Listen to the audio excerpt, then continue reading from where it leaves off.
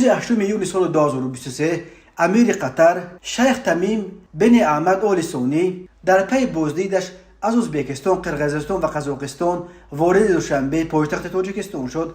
قرار است او با پرزیدنت تاجیکستان مسجد نو مرکزی شهر دوشنبه را که ساختمانش سال 2009 به این سو ادامه داشت باز کنند. این مراسم باید نیمه دوم روز 8 میلیون صورت بگیرد.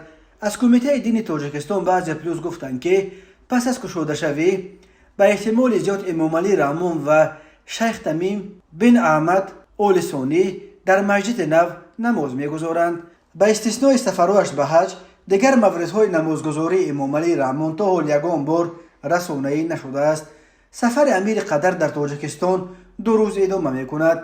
در رابطه با این سفر روزهای 8 و 9 میلیون حرکت نقلیات در راههای دوشنبه محدود کرده می شود. سراج الدین شکوری سخنگوی ریاست وزارت کارهای داخله در شهر دوشنبه بعض پلوس گفت در رابطه با تشریف امیر دولت قطر روزهای 8 و 9 میلیون حرکت همه گونه واسطه های نقلیات در ساعتهای معین شده توسط کوچه های احمد دانش، صدرالدین عینی، خیابان رودکی، اسماعیل سامونی، گنجوی، شیروزی و کوچه کراموف موقتا منع کرده می شود.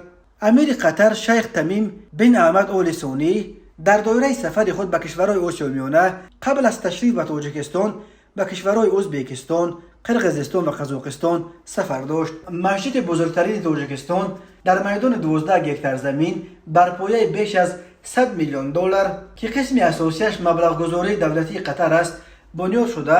از 4 مناره بلندیش 65 متری، یک گنبد بلندیش 47 متر، تالارهای خرد و بزرگ نمازگذاری، کتابخانه و چندین مجلسگاه عبارت می باشد. ساختمان مسجد را سال 2009 در روزهای تجلیل 1310 سالگی امام اعظم پیشوای مذهب حنفی آغاز کرده چند سال پیش به انجام رسانده بودند، ولی مراسم افتتاح این مسجد اینک چند سال باز به تأخیر می افتد. در دوشنبه این را اول به پاندمی کرونا ویروس و بعدها به مصروف بودن امیر قطر که می باعث در این مراسم اشتراک کند ربط می دادند. مسجد بزرگ در دوشنبه در حال باز می شود که مقامات تاجیکستان به دلیل سرکوب آزادی های مذهبی در گزارش های بین المللی تحت تنقید سخت قرار گرفتند. حتی گزارشگران سازمان های ملل نیز چندین بار از حکومت تاجیکستان تقاضا کردند که به حقوق دینی مردم احترام گذاشته آزادی های مذهبی را پایمال نکنند. در دوشنبه این را رد می کنند و می گویند آزادی های دینی در تاجیکستان تامین بوده، مردم آزادانه نمازهای خود را ادا می کند.